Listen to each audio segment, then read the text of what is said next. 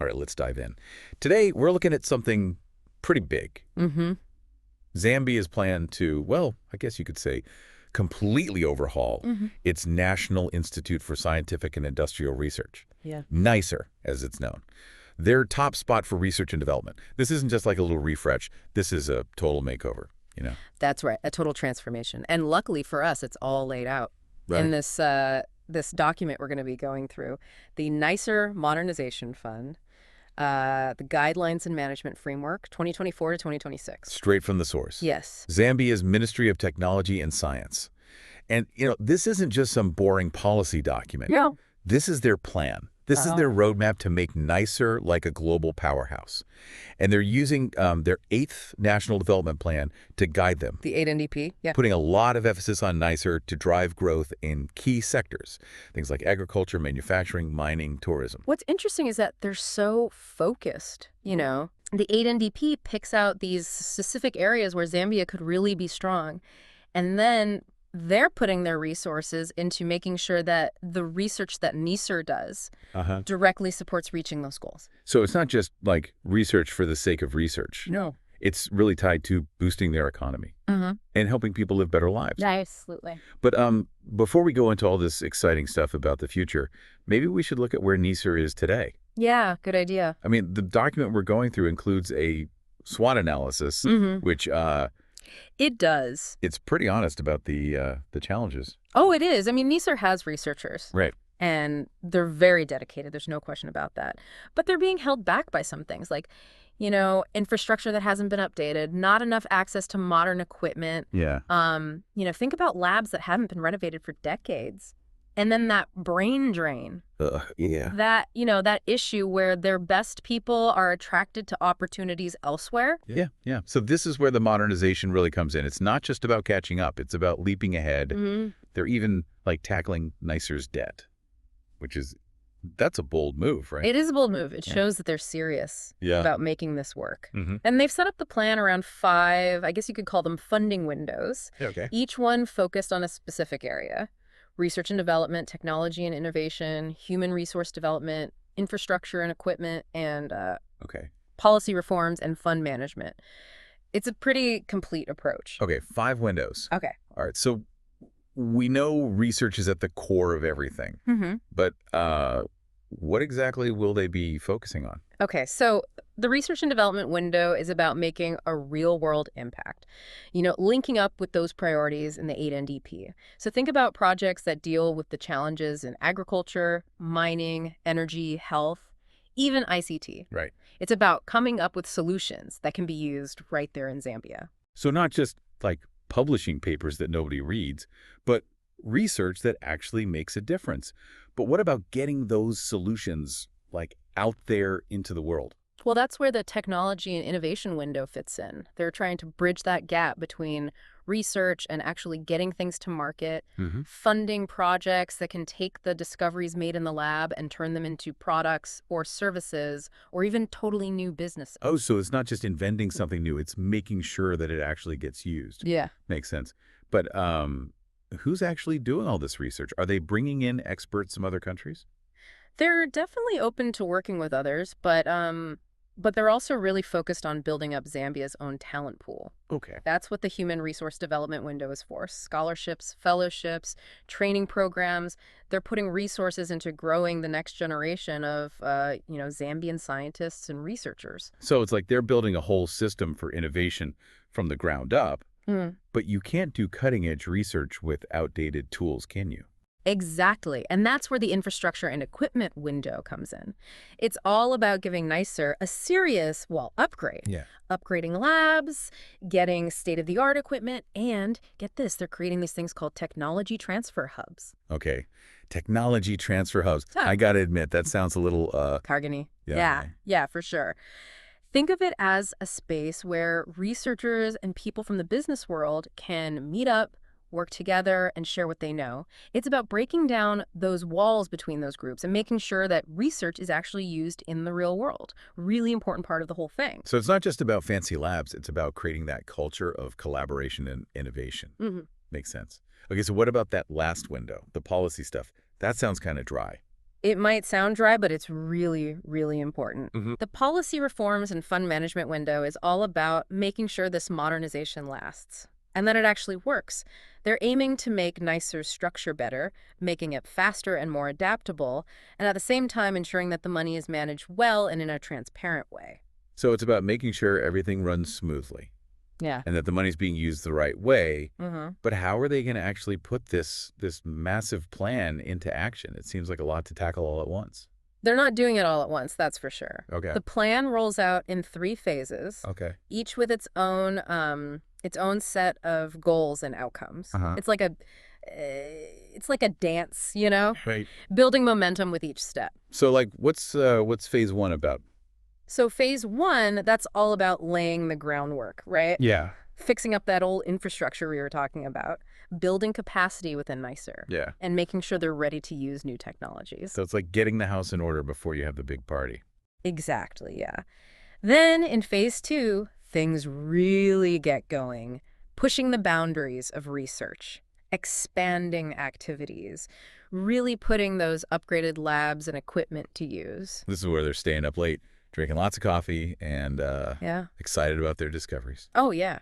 And then phase 3, that's all about speeding things up and commercialization, Yep. taking those big breakthroughs from research and turning them into actual things people can use, Right. products, services, and businesses. So it's all about making sure all that work they're doing in the lab is actually helping people in their daily lives. Yeah. I mean, it's a smart way to do it, step by step, Mm-hmm. but this whole modernization thing, it really depends on NISIR being able to keep this momentum going Right. long term. So how are they planning to do that? Well, they've got some pretty strong ways to make sure everyone's accountable, Okay. starting with the fund management committee. And it's got people from all different areas. So Yeah. think of it like a board of directors, making sure the money is used properly and the project stays on track. So it's not just scientists making all the decisions. They've got people from like the business world, Mhm. policymakers, maybe even people from the community. That's right. And they're not just hoping that everyone will do what's right. They'll have regular audits to keep track of spending and make sure everything's above board. Plus, they're being proactive about getting their funding from lots of different sources. So they're not putting all their eggs in one basket, relying just on the government. Exactly. They're looking at partnerships with private companies, Mm-hmm. looking at ways to license their technology, even trying to get international investment. It's about building a model that will work for years to come. It's like creating a virtuous cycle. Yeah. The more successful NISIR is, the more attractive it becomes to partners and investors. And that leads to even more growth and innovation. But in the end, it all comes down to results, Yeah. right? Yeah. How are they going to measure the success of this modernization? What are they going to be looking at? Well, that's where their monitoring and evaluation plan comes in. They've set very clear key performance indicators, Okay. those KPIs we always hear about, Yeah. to track their progress and see what kind of impact they're having. It's not about how much money they spend, but what they achieve with it. So like what kind of things are they keeping track of? All sorts of things. The number of research projects that get funded, Mm-hmm. how many articles they publish in scientific journals, how many patents they file, new companies that get started, even how many jobs are created. Wow. It's really looking at the big picture, the impact on their economy, on society, on the scientific community as a whole. And they're sharing all this data publicly? That's pretty bold. Yeah. Shows they're not afraid of people looking at what they're doing. Transparency is key. They'll be putting out regular reports to Uh-huh. keep everyone informed. The fund management committee, the government, the general public, everyone.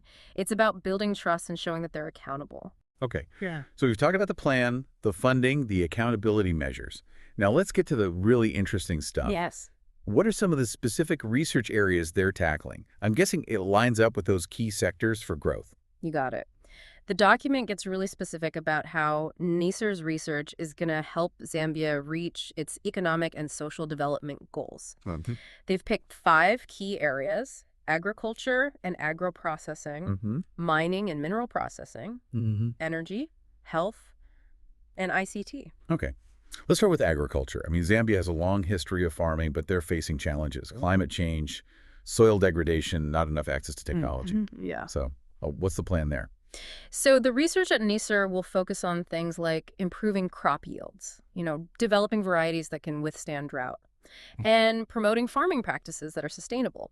Imagine a future where Zambian farmers have the knowledge and the tools to do really well, even with the changing climate. That's a pretty amazing picture. Yeah. Okay, so what about mining? I mean, we know Zambia is a major copper producer, Mhm. but that industry is facing its own set of challenges, right? It is. Things like ore grades going down, worries about the environment, and, the need to move beyond just copper. Right. So NISIR's research is looking at improving mining efficiency, reducing the impact on the environment, even figuring out how to get value from lower grade ores. So it's about making mining more sustainable in terms of both the economy and the environment. What about energy? Everyone knows that reliable and affordable energy is essential for a country to develop. It is, and Zambia has a lot of renewable energy sources just waiting to be used. Uh-huh. NISIR's researchers are looking into solar, wind, and hydropower, along with ways to improve energy efficiency and develop those smart grids to manage how energy is distributed better. So they're trying to create a cleaner and more sustainable energy future. Exactly. What about health? What are some of the biggest challenges they're focused on? Okay, so infectious diseases like HIV/AIDS, malaria, and TB are still really big problems. Right. So they're researching new ways to diagnose, treat, and prevent them. But they're also looking at things like maternal and child health, nutrition, and what are called non-communicable diseases, Like what? like diabetes and heart disease. It's a pretty comprehensive approach. They're covering a lot. Yeah. It sounds like they're tackling the immediate health crises and also working towards a future where everyone in Zambia is healthier. Okay, what about ICT? Right. I mean, technology is changing everything these days. It is. And NISIR is right there developing software for all sorts of things, from agriculture to healthcare to education. Hmm. They're also looking at cybersecurity, data analytics, and artificial intelligence, all those things that are changing so fast and have a ton of potential for growth. Sounds like they've got their hands full. Yeah. But it's pretty inspiring to see how they're aligning their research with what the country needs and what it wants to achieve. It really shows their commitment to making a real difference in people's lives. You know, we've been talking about all this research and development stuff, Yeah. but I can't help thinking about the people involved, Yeah, that's a good point. the researchers themselves. Yeah. Research is driven by people. Right. Their passion, their dedication, their creativity. It's not just about labs and equipment. It's about having a community where research can happen, where people feel supported. Yeah. So what's NISIR doing to attract and keep really good people, especially with that brain drain we were talking about? They're tackling that problem head on, trying to create a better place to work. Competitive salaries, that's just the start.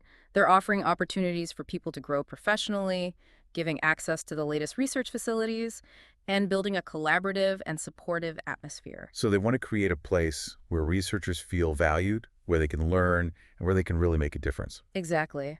They're also putting a lot of emphasis on mentorship, connecting experienced researchers with younger ones to guide them and help them deal with the challenges of a career in research. It's like building a family, a community of support. Yeah. That's so important in any job, Yeah. but especially in something as demanding and intellectually challenging as scientific research. You're right. And they're also working on building strong collaborations internationally, Mm-hmm. offering chances for researchers to travel to conferences and to work with leading experts in their fields. That's smart. Yeah. It's not just about seeing new places. Yeah. It helps prevent that feeling of isolation. Yeah. That can sometimes lead people to look for opportunities elsewhere, Right. so they feel connected to the global scientific community. Yeah.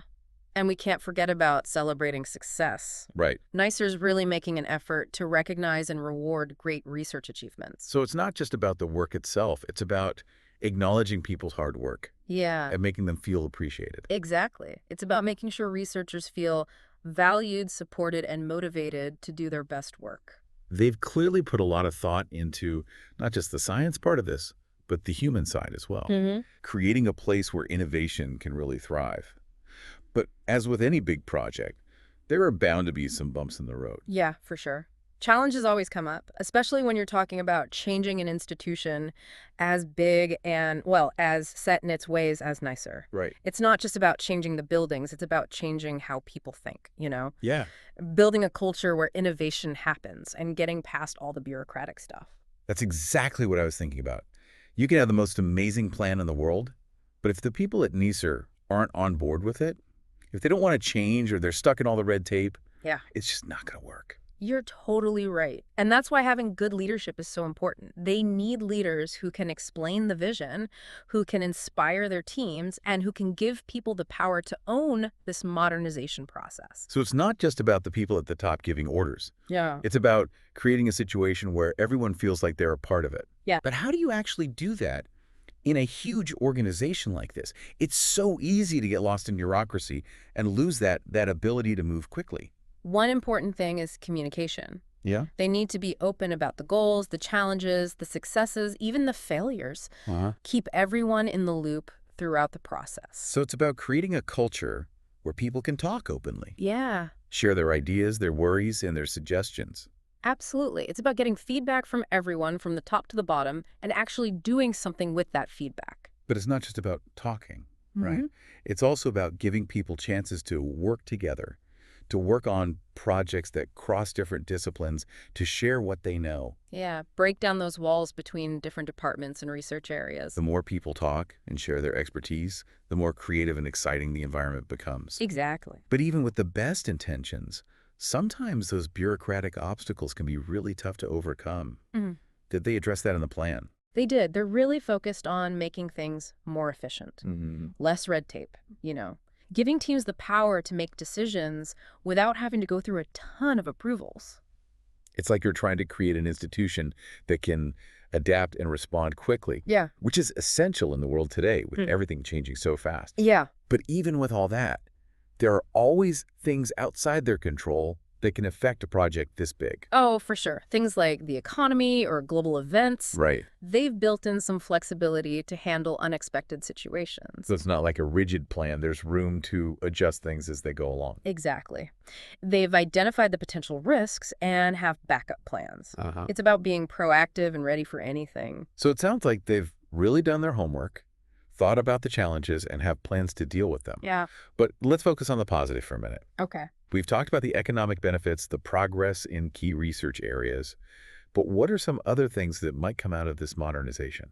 One really exciting possibility is NISIR becoming a center for international collaboration. We mentioned that earlier, but Yeah. it's worth exploring a little more. Yeah. How could that actually work? Imagine researchers from all over the world coming to Zambia Yeah. to work with the NISIR scientists, sharing knowledge, expertise, and resources.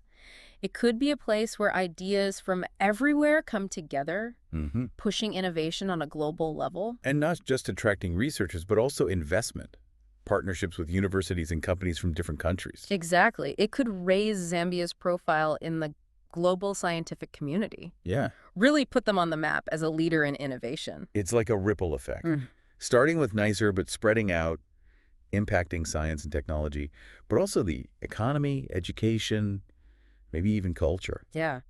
Another exciting possibility is inspiring a new generation of Zambian scientists and innovators. You mean like young people seeing what's happening at NISIR Yeah, and thinking, hey, I want to be a part of that.